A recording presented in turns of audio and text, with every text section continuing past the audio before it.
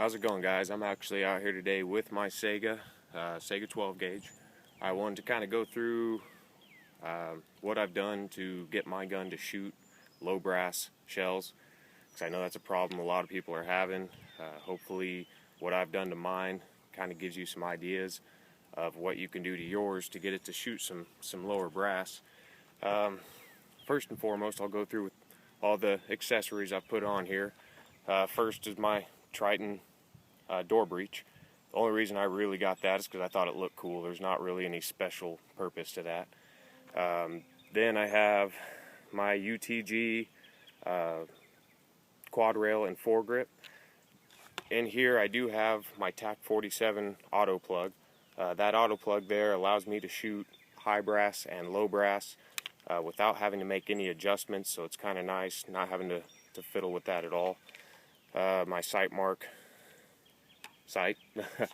My pistol grip, you'll notice on my pistol grip I don't have any rivets there. I kind of got lucky. I found a factory converted pistol grip, so I didn't have to do any trigger modifications, didn't have to move anything around. And then just my cheap stock. It's very similar to a Tapco. I think it's made by Phoenix. It's spring loaded, so it kind of absorbs a lot of the recoil. Really helps so I can go out and shoot 100 rounds without it beating me to hell by the time I'm done shooting. Now, as far as getting it to shoot lighter loads, first thing I did, and this I really recommend everyone do this first, because this is really common with Saigas. They are undergassed. What you need to do is get in there and drill out the gas ports. That was the first thing I did, and it made just a huge difference. There's not a whole lot of information on how to do it out there. I couldn't really find any videos. If you want, I can probably put together a video and just do a step-by-step on how to do it. Just let me know in the comments or whatever. So that was the first thing I did, and I also did some polishing. You can see my bolt is polished. I went a little overboard on the bolt. I kind of like the contrast look. You don't have to polish the whole thing. There's a video on YouTube, I believe it's called Making Your Saiga 99.9% Reliable. It kind of goes through everything in here that you can polish to really make it a lot more efficient in throwing out bird shots.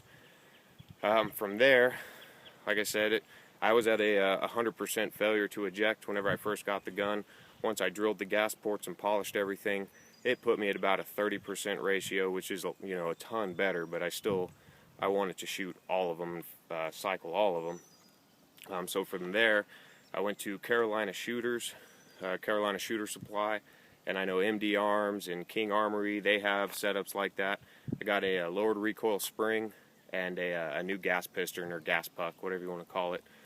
I know North Carolina Shooters, Carolina Shooter Supply, they offer a kit. It's called a reliability kit. Comes with the spring, the puck, and the gas plug. I think it's like $50. Really not a bad deal. If you spend that $50 and do a little bit of work internally, really the $50 is all you should have to spend to get this thing to fire cheap ammo. Anyway, like I said, I did this just hopefully to help you guys, give you some ideas if you're trying to get yours to cycle light ammo. I know mine's been a little frustrating, but I'm going to put a few rounds through it now. I got what I have in there is the Federal, just cheap Walmart 7.5 shot. So far I've been pretty lucky with these since I've converted it. Let's see what happens.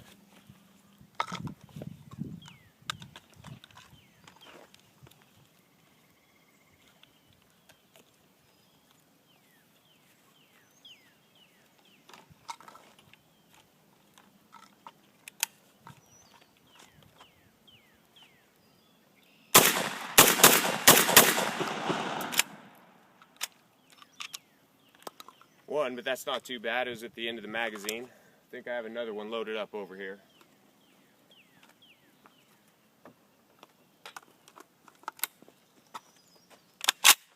All right.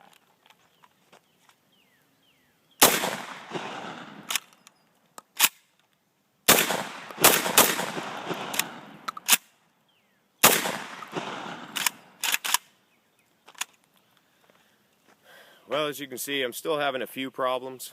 Nothing nearly as major as what I was having. Probably still a few adjustments I can make in there. Maybe a little bit more polishing. It's you know, kind of gives me something to do. I know a lot of people get frustrated and disappointed, but to me it just means I get to go home and screw with it, and I have a reason to screw with it. So, but again, if you have any questions, if you want me to make a video on drilling out the gas ports, just let me know, and I can probably do a step-by-step on taking it apart and doing all that. Rock on. Hope you guys have a good one. Take it easy.